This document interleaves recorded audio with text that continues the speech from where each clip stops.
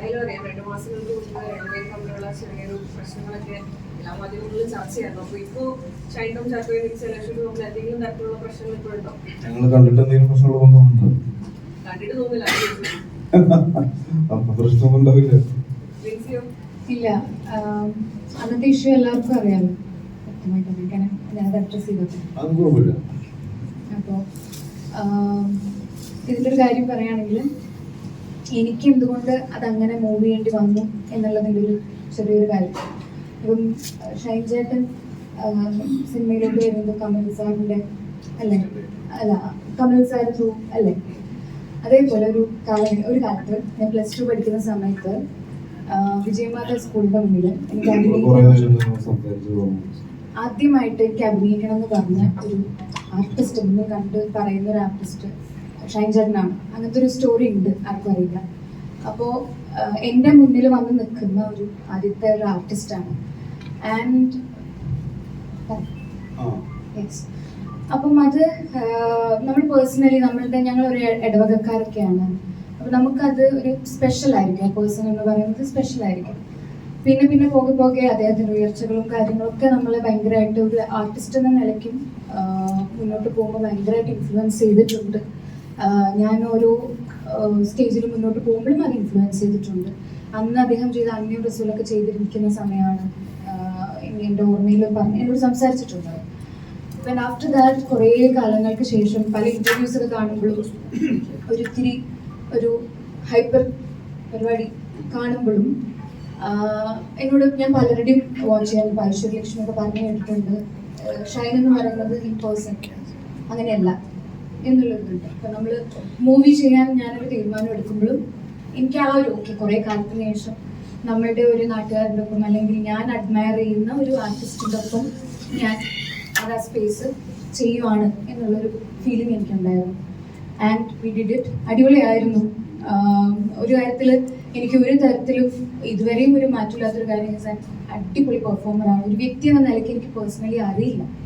പിന്നെ ഒരു സ്പേസിലുണ്ടായ ഒരു അനുഭവം എനിക്കത്ര ഞാൻ നോക്കിക്കണ്ട ഒരാളിൽ നിന്ന് വരുന്ന ഒരു ചെറിയൊരു മനഃപൂർവ്വമായിരിക്കില്ല മേ ബി, പക്ഷേ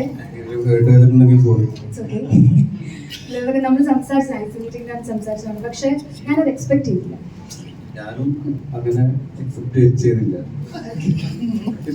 അപ്പൊ കേട്ടാവും. കാരണം നമ്മള് ഓരോ നിമിഷവും മൂവിയിലും മാത്രമല്ല ആളുകളെ എന്റർടൈൻ ചെയ്യിപ്പിക്കാനായിട്ടുള്ള ഫൺ രീതിയിലുള്ള സംസാരങ്ങൾ ചിലപ്പോൾ ലൂസ് ടോക്ക് പോലെ മറ്റുള്ളവരെ ഹേർട്ട് ചെയ്യുന്നത് നമ്മൾ പലപ്പോഴും അറിയാറില്ല. എല്ലാവരും ഒരേപോലെ ഇല്ലല്ലോ. ഇപ്പോ കാണുന്നതും അല്ലെങ്കിൽ ഒരു ആശയങ്ങളും ഒന്നും എല്ലാം വ്യത്യസ്തമാണ് എല്ലാവർക്കും. അപ്പോൾ അതിലുള്ള വ്യത്യസ്തത നമ്മൾ അല്ലെങ്കിൽ അതേപോലെ ഒരു കാര്യം കേൾക്കുമ്പോഴും 5 പേരും 5 രീതിയിലാണ് എടുക്കുന്നത്. എല്ലാവർക്കും അത് എൻജോയബിൾ ആയിരിക്കില്ല. അത് പലപ്പോഴും എനിക്ക് മനസ്സിലായിരുന്നില്ല. അങ്ങനെ എൻ്റെ ഭാഗത്ത് എന്തെങ്കിലും കേട്ടായിട്ടുണ്ടെങ്കിൽ സോറി. എനിക്ക് ഇതൊക്കെ പേഴ്സണലി പറയേണ്ട കാര്യമാണ്. മീഡിയസിന് മുന്നിൽ ഇങ്ങനെ വന്നിരുന്ന് പറയേണ്ട കാര്യമല്ല തോന്നുന്നു. അല്ല, ഇപ്പൊ നമ്മള് അങ്ങനെയാണെങ്കിൽ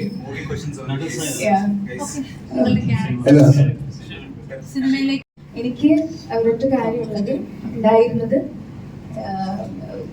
ഇപ്പം ക്യൂ സ്റ്റുഡിയോയിൽ തന്നെ ചേട്ടൻ പറയുന്നുണ്ട്, കാര്യങ്ങൾ അഡ്മിറ്റ് ചെയ്യുന്നുണ്ട്. ആൻഡ് ആ മാറ്റത്തിൽ എനിക്ക് വേറെ എന്തുകൊണ്ടാണ് പിന്നെ ഹോൾഡ് ബാക്ക് ചെയ്യുന്നത് അല്ലെങ്കിൽ ഒന്നിൻ്റെയും പിടിച്ചു വെക്കേണ്ട ഒരു ആവശ്യമുണ്ടെന്ന് എനിക്ക് തോന്നുന്നില്ല. ആ മാറ്റം എന്ന് പറയുന്നത് ഇദ്ദേഹം എന്ന് പറയുന്ന വ്യക്തിയോട് അത്രയും റെസ്പെക്റ്റ് ആണ് എനിക്കിപ്പോൾ ഫീൽ ചെയ്യുന്നത്. അത് ഞാനും അത്ര പെർഫെക്റ്റ് ആയിട്ടുള്ളൊരു പേഴ്സണൊന്നുമല്ല, but I respect that. And എനിക്കത് അത്ര എനിക്ക് പറയാനുള്ളൂ. അല്ല, ഞാൻ വിചാരിക്കുന്നത് എപ്പോഴും മാറ്റം ഉണ്ടാവുന്നത് നമ്മളിലാണ്, എന്നിൽ നിന്നാണ് അല്ലെങ്കിൽ നമ്മളിൽ നിന്നാണ് മാറ്റം ഉണ്ടാവുന്നത്. നമ്മൾ ക്ലിയർ ചെയ്തിട്ട് എന്തെങ്കിലും മുന്നോട്ട് പോകാനുണ്ടെങ്കിൽ അത് ക്ലിയർ ചെയ്ത് മുന്നോട്ട് പോകാൻ നമുക്ക് അവസരം തന്നിട്ടുണ്ട് ഈ ജീവിതത്തിൽ. ആ അവസരം കിട്ടുന്ന സമയത്ത് നമ്മൾ അത് ഉപയോഗിക്കുക. ആൻഡ് ഈ ഒരു കോൺട്രവേഴ്സി കാരണം എനിക്ക് ഫാമിലിനെ കുറെ ഡ്രാഗ് ചെയ്തെന്നുള്ളൊരു ഫീലിംഗ് എപ്പോഴും ഉണ്ട്. അതൊരു ഗിൽറ്റായിട്ട് എൻ്റെ മനസ്സിലുണ്ട്. എനിക്കത് ഒരിക്കലും ടേക്ക് ബാക്ക് ചെയ്യാൻ പറ്റില്ല. ഗിൽറ്റ് എപ്പോഴും ഉണ്ടാകും. പ്രശ്നമൊന്നുമില്ല, അവർക്ക് പറഞ്ഞാൽ മനസ്സിലാവും. കാരണം അവർക്കും നമ്മളെപ്പോലെ അല്ലെങ്കിൽ പെൺമക്കളുള്ളതല്ലേ. അപ്പോൾ എന്താണ് ഒരു പെൺകുട്ടി കേട്ടാണോ, എന്താണ് ആൺകുട്ടി കേട്ടാണോ എന്നുള്ളവർക്ക് മനസ്സിലാക്കാൻ പറ്റും. ഓക്കെ